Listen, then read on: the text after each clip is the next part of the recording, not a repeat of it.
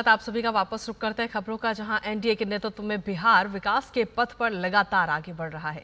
केंद्र सरकार और राज्य सरकार मिलकर यहां उद्योग को बढ़ावा दे रहे हैं और इसी का एक उदाहरण है बिहार का पहला ड्राई पोर्ट यानी सूखा बंदरगाह, जिसे बिहटा में खोला गया है।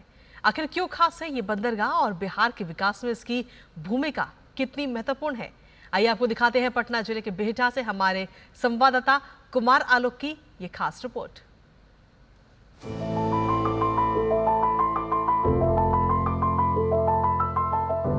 कभी बीमारू राज्य कहा जाने वाला बिहार आज औद्योगिक विकास की परिकल्पनाओं के सारे मिथक तोड़ विकास की नई इबारत लिख रहा है। ड्राई पोर्ट यानी सूखा बंदरगाह की तस्वीरें बिहार की बदलती छवि का जीता जागता उदाहरण है। पटना जिले के बिहटा में आप इस ड्राई पोर्ट के कैंपस में आएंगे तो आपको बिहार के औद्योगिक विकास की नई तस्वीर नजर आएगी। यह बंदरगाह केवल बिहार ही नहीं बल्कि झारखंड और उत्तर प्रदेश के अलग अलग हिस्सों के छोटे बड़े व्यापारियों के लिए भी विदेश में आसानी से व्यापार करने की राह खोलेगा। उद्योग जगत से जुड़े लोगों का कहना है कि ड्राई पोर्ट उद्योग की राह आसान बनाएगा, जिससे विदेश में भी व्यापार को बढ़ावा मिलेगा। बिहार से जो भी इंपोर्ट से एक्सपोर्ट होगा वो इसी लोकेशन से हो जाएगा एंड हमारे जो बिजनेस जो कम्युनिटीज हैं जो एग्जिम बिजनेस में हैं उनको किसी तरह की कोई परेशानी नहीं होगी। इस ड्राई पोर्ट के खुल जाने से व्यापारियों के साथ साथ 250 लोगों को स्थानीय स्तर में रोजगार मुहैया हो रहा है। साथ ही आगे 7000 लोगों को इससे रोजगार मिलने के रास्ते खुल गए हैं।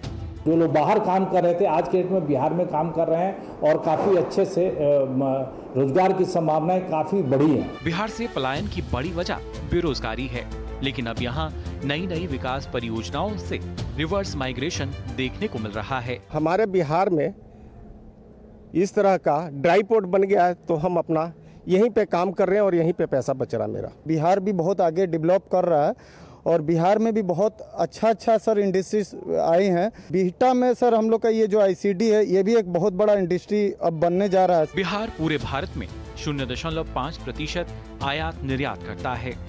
ये सुविधा हो जाने से अब 10% तक आयात निर्यात होने की उम्मीद लगाई जा रही है। बिहार से मुख्य तौर पर मखाना, लेदर, सब्जी, फल और विभिन्न प्रकार के फलों के पाउडर की सप्लाई होती है, जिसमें केला, प्याज प्रमुख हैं।